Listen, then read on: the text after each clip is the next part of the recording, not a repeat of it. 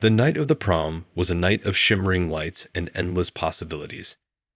As I walked into the decorated gym, it felt like a dream. The air was thick with the scent of flowers and the sweet, tangy aroma of punch. The disco ball overhead cast a glittering array of light, making everything sparkle. "Emma, you look absolutely stunning," my best friend Lily exclaimed as she adjusted the tiara on my head. I smiled, feeling the excitement bubble up inside me. "Thanks, Lily. I can't believe this is finally happening." We mingled with friends, danced to our favorite songs, and laughed until our sides hurt. It was a night of pure joy, a perfect culmination of our high school years. As the night went on, the announcement we had all been waiting for finally came. "And this year's prom queen is Emma Thompson." The principal's voice boomed through the speakers. I felt a surge of pride and happiness as I walked up to the stage, the cheers of my classmates echoing around me. As I took the crown and gave my thank you speech, I felt on top of the world. After the crowning, I decided to step outside for a breath of fresh air. The night was calm, and the stars twinkled above. It felt good to be away from the noise and excitement, even if just for a moment. Just as I was about to head back inside, I noticed a figure approaching from the shadows. It was a stranger, someone I didn't recognize from school. He seemed out of place, and a sense of unease crept over me. "Hey, do you need something?" I called out, trying to keep my voice steady. The stranger didn't respond. Instead, he quickened his pace, and before I could react, he was right in front of me. He shoved me hard, and I stumbled backward, my vision blurring as I hit the ground. The last thing I saw was his face, twisted in anger, before everything went black. I woke up to the sterile smell of a hospital room and the steady beep of machines. My body felt heavy, and my mind was foggy. Blinking against the harsh light, I tried to sit up, but a gentle hand stopped me. "Easy there," a soothing voice said. "You've been through a lot." I turned to see a nurse standing beside me, her eyes filled with concern. Where am I?" "You're in the hospital," she replied. "You've been in a coma for quite some time." "How long?" I asked, dread settling in my stomach. 27 years, she said softly. I stared at her in disbelief. 27 years? That's not possible. "I'm afraid it is," she said, squeezing my hand gently. "You've been asleep for a long time, but you're awake now. That's what matters." My mind raced as I tried to process her words. 27 years. An entire lifetime had passed while I lay in a hospital bed, oblivious to the world around me. I felt a mixture of emotions, confusion, fear, and a deep sense of loss. Just then, the door opened, and my parents walked in. They looked older, their faces etched with worry and relief. "Emma," my mother cried, rushing to my side. "Oh, thank God, you're awake." "Dad? Mom?" I whispered, tears streaming down my face. "I don't understand. How could this happen?" "It's a miracle you're awake," my father said, his voice choked with emotion. "We've missed you so much, honey." I clung to them, my mind reeling with the reality of my situation. The night that had started with so much promise had ended in a way I could never have imagined, and now I had to face a world that had moved on without me. The days after my awakening were a blur of doctors, tests, and therapy sessions. I struggled to piece together the fragments of my old life and reconcile them with this new reality. The world I had known was gone, replaced by something unfamiliar and intimidating. One morning, a nurse named Claire wheeled me down the hospital corridor to a small therapy room. The walls were painted a calming blue, and sunlight streamed through the windows, casting a warm glow. "Good morning, Emma," Claire said with a smile. "Today, we're going to work on some basic exercises to help you regain your strength." I nodded, feeling a mixture of determination and frustration. My muscles ached, and every movement was a challenge. But I was determined to reclaim my life, no matter how difficult the journey. As Claire guided me through a series of stretches and movements, I couldn't help but notice the advanced technology around me. Screens and devices that seemed straight out of a sci-fi movie were now commonplace. I marveled at a tablet she used to track my progress, wondering how much else had changed while I was asleep. "Claire, can I ask you something?" I said, my voice trembling slightly. "Of course, Emma. What's on your mind?" "What's the world like now? I mean, everything seems so different. I don't even recognize some of the things I see." Claire paused, her expression thoughtful. "Well, a lot has changed in the past 27 years. Technology has advanced significantly. We have smartphones, the internet, and social media. People are more connected than ever, but it can also be overwhelming. The world is faster paced now." I tried to wrap my head around her words. Smartphones, internet, social media, it was all foreign to me. The world I had left behind was simpler, and I felt a pang of longing for those days. Later that afternoon, my parents came to visit. They looked tired but relieved to see me making progress. My mother held a device in her hand, a sleek, flat screen that she explained was a smartphone. "Emma, we wanted to show you something," she said, handing me the device. "This is called a smartphone. It's like a mini computer that fits in your pocket. You can call, text, and even see people through video chat." I stared at the screen, bewildered. "How does it work?" My father leaned in, showing me the basics. "You tap on these icons to open different applications. Here, try calling your brother." I hesitated, then tapped on the icon he pointed to. Moments later, my brother's face appeared on the screen, older and more mature than I remembered. "Emma, it's so good to see you," he exclaimed, his voice crackling slightly through the speaker. "John?" I whispered, tears welling up in my eyes. "I can't believe it's really you." "It's me, sis. I've missed you so much. I can't wait for you to get out of there so we can catch up properly." The call ended, and I handed the phone back to my mother, overwhelmed by the rush of emotions. Seeing my brother, hearing his voice, it made everything feel more real, more immediate. As the days turned into weeks, I continued to adapt to this new world. Physical therapy sessions helped me regain strength, and cognitive exercises sharpened my mind. I spent hours learning about the advancements and changes that had occurred during my absence. It was like being reborn into a different era, and every discovery was both fascinating and daunting. One evening, as I lay in my hospital bed, Claire came to check on me. She brought a small bouquet of flowers, their fragrance filling the room. "How are you feeling, Emma?" she asked, arranging the flowers on the bedside table. "Better, I think," I replied, smiling weakly. "It's still a lot to take in, but I'm getting there." Claire nodded, her eyes filled with empathy. "It's okay to feel overwhelmed. You've been through something unimaginable. Just take it one day at a time." "I will," I said, determination filling my voice. "I have to. I want to make the most of this second chance." As I drifted off to sleep that night, I felt a glimmer of hope. The world might have changed beyond recognition, but I was still here, ready to face whatever came next.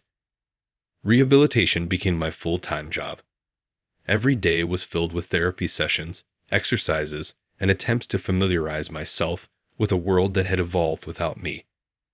My parents were a constant presence, their unwavering support helping me through the most difficult moments.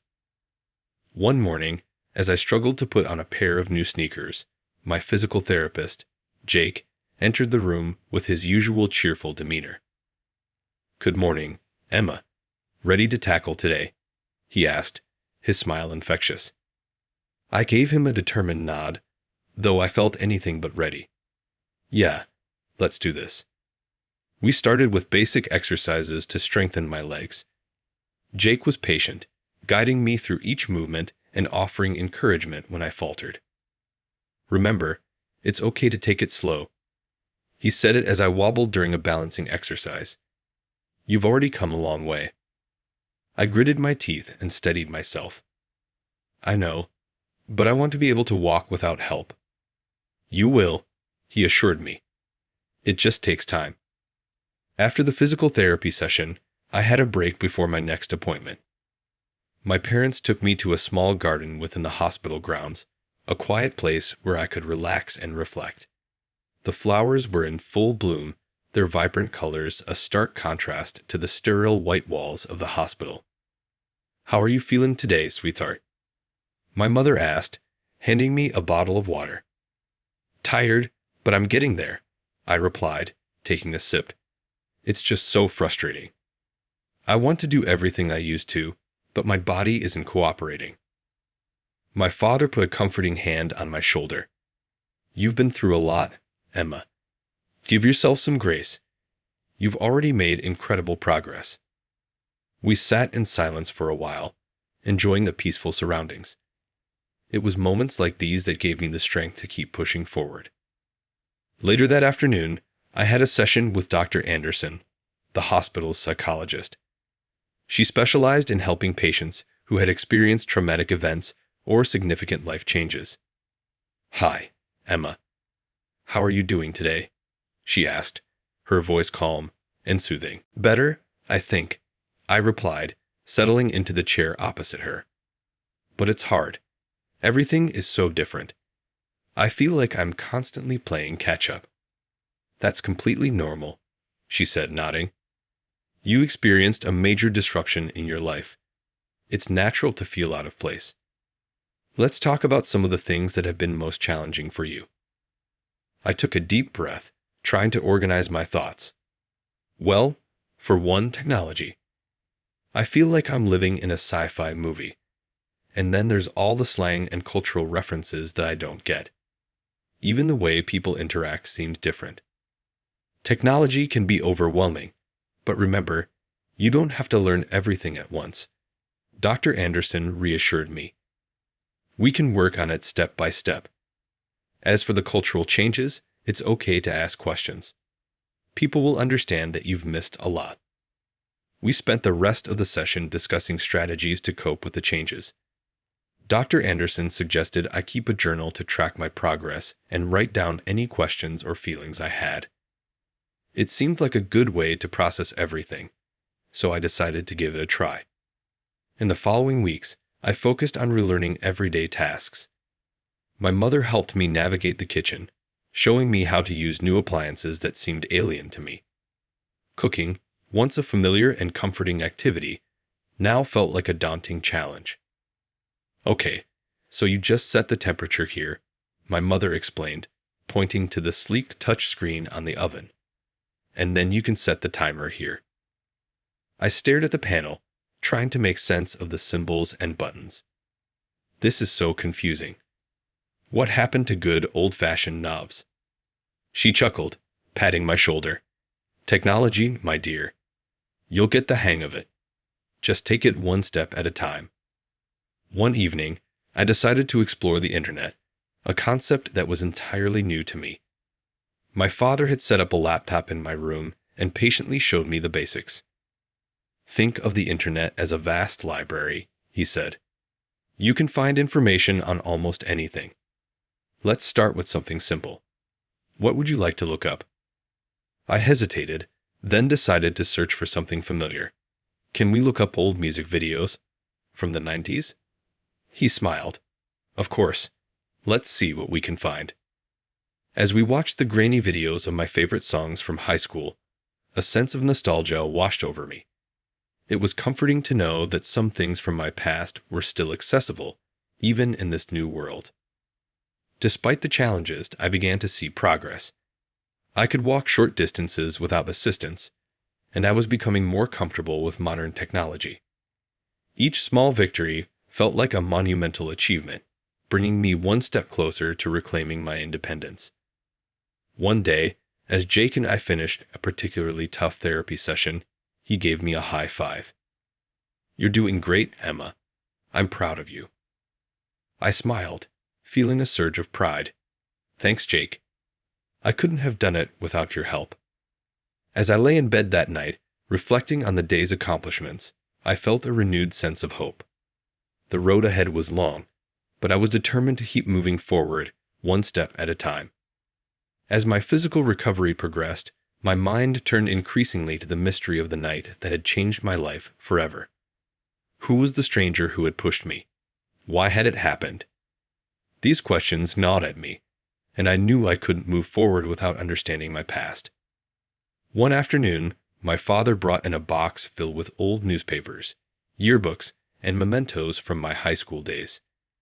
He set it on the bed beside me and gave me an encouraging smile. "I thought you might want to look through these," he said.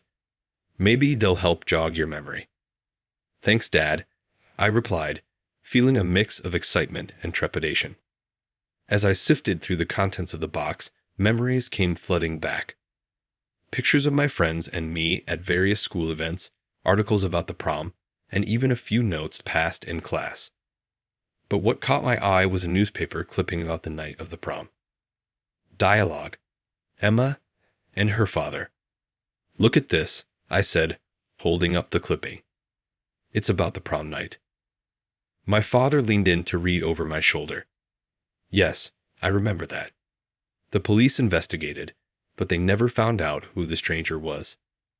I frowned, my frustration growing. There has to be something we're missing.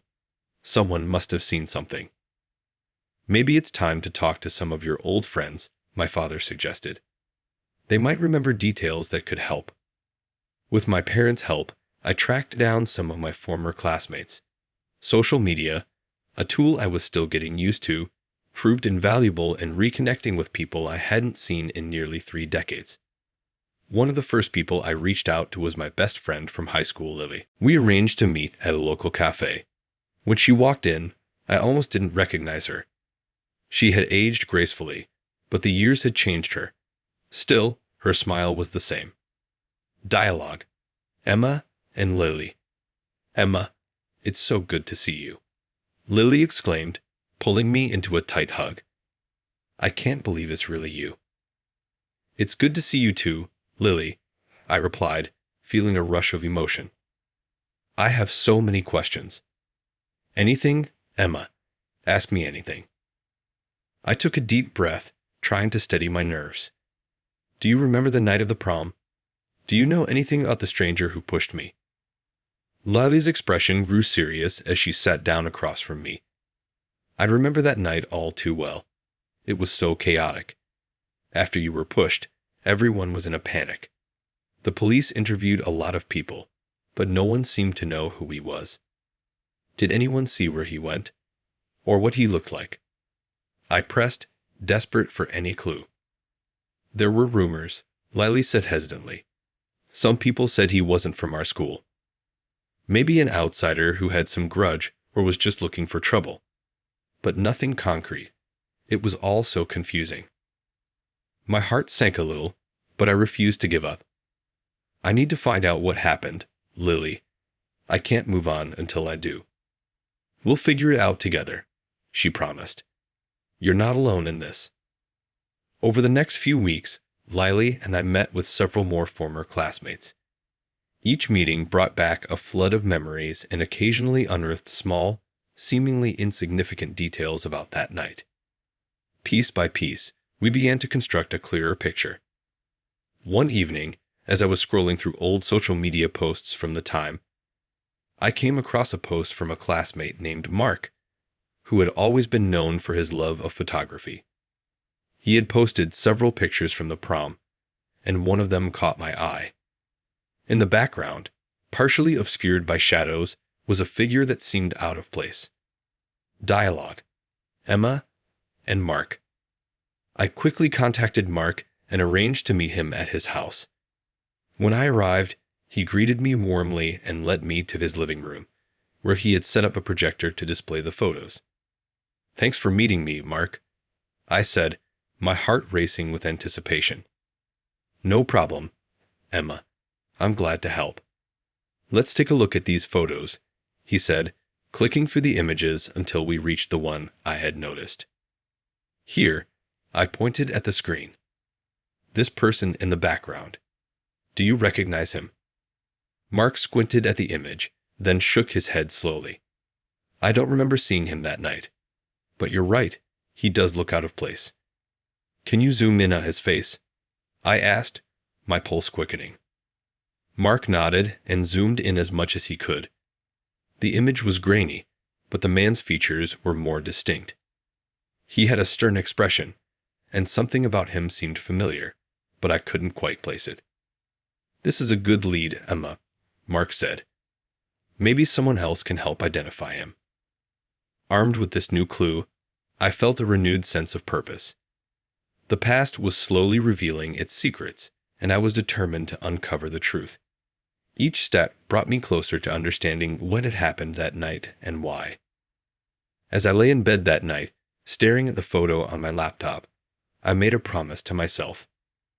I would find the stranger who had pushed me, and I would finally get the answers I needed. The journey was far from over, but I was no longer just a victim of circumstance. I was taking control of my destiny, one piece of the puzzle at a time. With the photo in hand, I felt like I had finally made progress. The image of the stranger, albeit grainy and unclear, was a tangible clue. I spent countless hours poring over it, hoping for a breakthrough. My quest for answers consumed me, becoming my primary focus. One day, while discussing the photo with my parents over breakfast, my father suggested we consult a professional. "Why don't we take this to a private investigator?" he asked. "They have resources and expertise that we don't." It was a brilliant idea. We quickly found a reputable investigator named Sarah Mitchell, known for her success in solving cold cases. We scheduled a meeting, and I felt a renewed sense of hope. Sarah's office was warm and inviting, filled with books and framed certificates. She greeted us with a firm handshake and a confident smile. "Emma, it's a pleasure to meet you," she said, guiding us to a seating area. "I've read about your story. Let's see if we can get you some answers." I handed her the photo, explaining its significance. She examined it closely, nodding thoughtfully. Dialogue. Emma and Sarah. "This is definitely something we can work with," Sarah said, looking up at me. "I'll enhance the image and see if we can get a clearer view of his face. It might take some time, but I'll keep you updated on any progress." "Thank you, Sarah," I said, relief washing over me. "I just want to know why this happened." "I understand," she replied. "Leave it to me. I'll do everything I can to find out who this man is." Over the next few weeks, Sarah and I communicated regularly. She managed to enhance the photo, revealing more details of the stranger's face. With this new image, she began cross-referencing it with databases and reaching out to contacts in law enforcement. Meanwhile, I continued to reconnect with people from my past. I visited old friends and even teachers, anyone who might have remembered something that could help. One afternoon, while visiting my high school principal, Mr. Roberts, I learned of an incident that had occurred a few days before the prom. He mentioned a confrontation between a group of students and a man who had been seen loitering near the school. Dialogue. Emma and Mr. Roberts. "Mr. Roberts, do you remember anything specific about that incident?" I asked, leaning forward in my chair. He nodded slowly, his brow furrowed in concentration. It was quite unsettling at the time. The man seemed agitated, almost like he was looking for someone.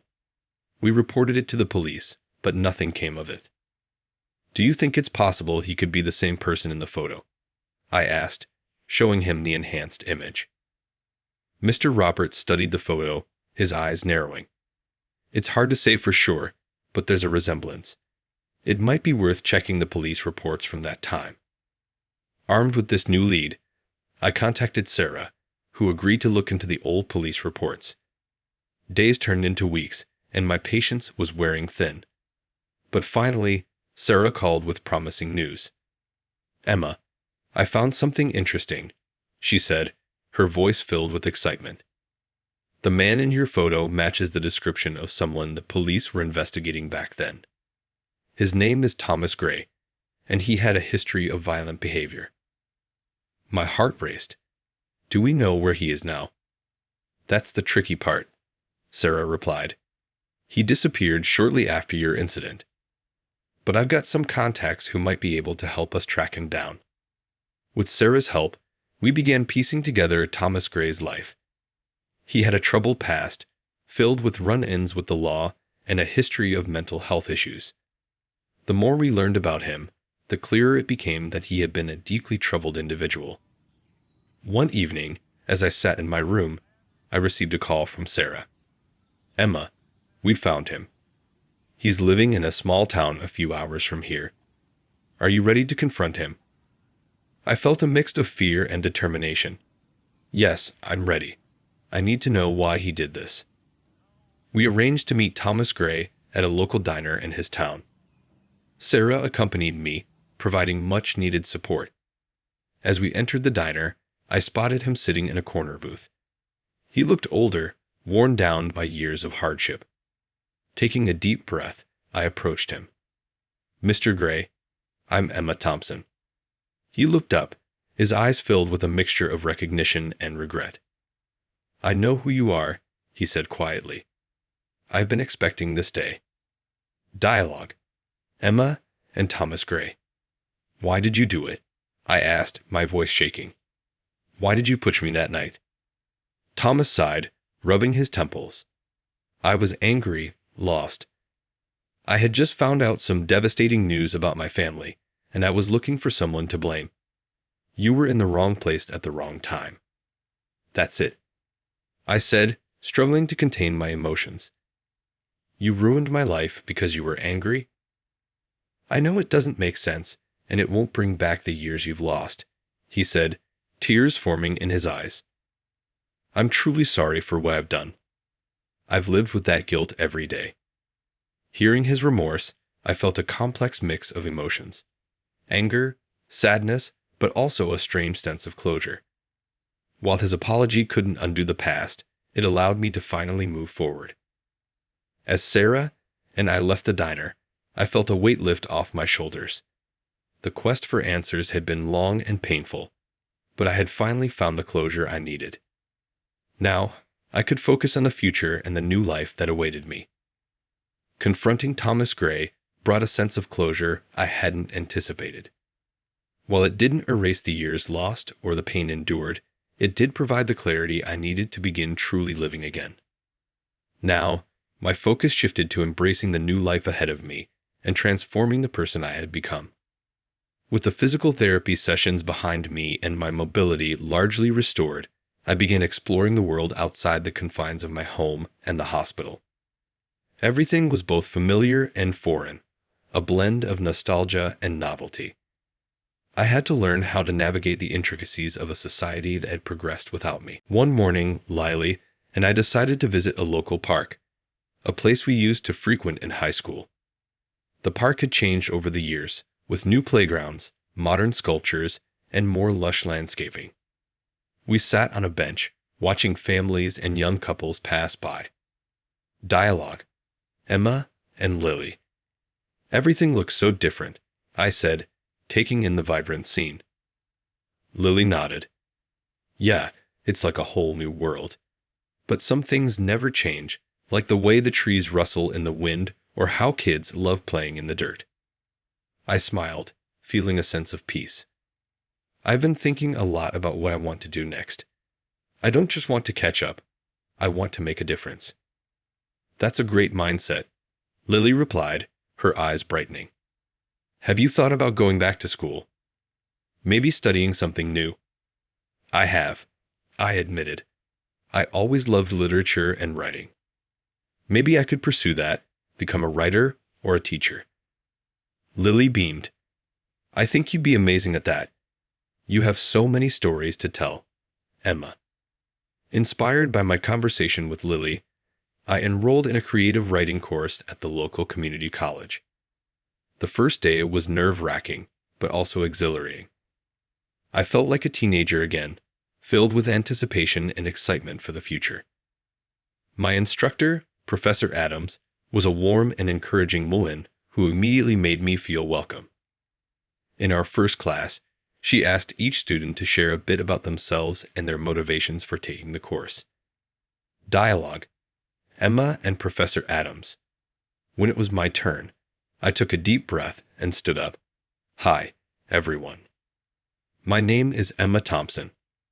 I was in a coma for 27 years, and now I'm here to rediscover my passion for writing and to learn how to share my story. The room fell silent, and all eyes were on me. Professor Adams smiled gently. Thank you for sharing that, Emma. You have a unique perspective, and I'm sure we can all learn a lot from you. As I sat down, I felt a wave of relief and excitement. This was the start of something new, a chance to redefine myself and create a future filled with purpose. Outside of class, I continued to adapt to the technological advancements and cultural shifts. My parents and Lily were my guides, patiently teaching me how to use smartphones, navigate social media, and understand modern slang. Every day was a learning experience, and I embraced it with open arms.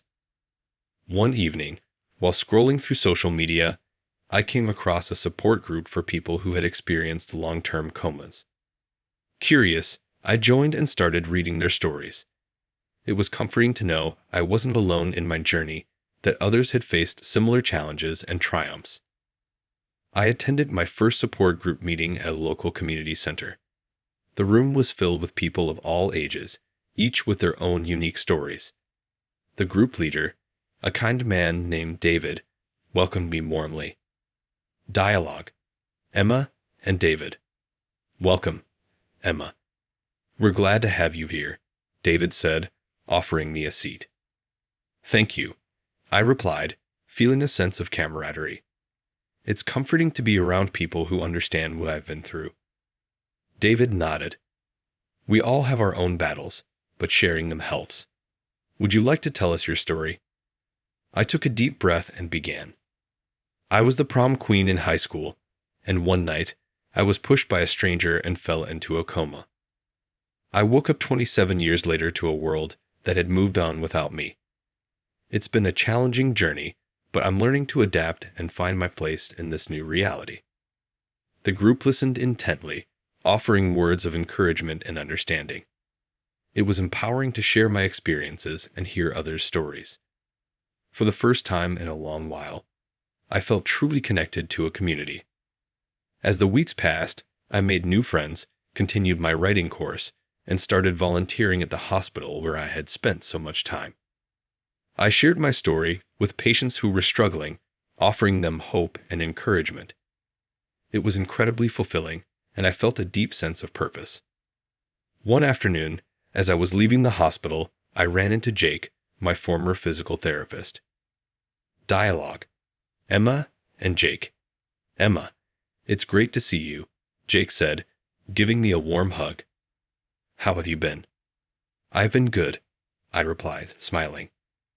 Actually, I've been volunteering here, helping patients who are going through similar experiences. That's wonderful, Jake said, his eyes shining with pride. You've come such a long way. I'm really proud of you. Thank you, Jake, I said, feeling a swell of gratitude. I couldn't have done it without your support and encouragement. As I walked away, I felt a sense of fulfillment and optimism. My journey was far from over, but I was no longer defined by my past. I was embracing my transformation, creating a future filled with hope, purpose, and endless possibilities.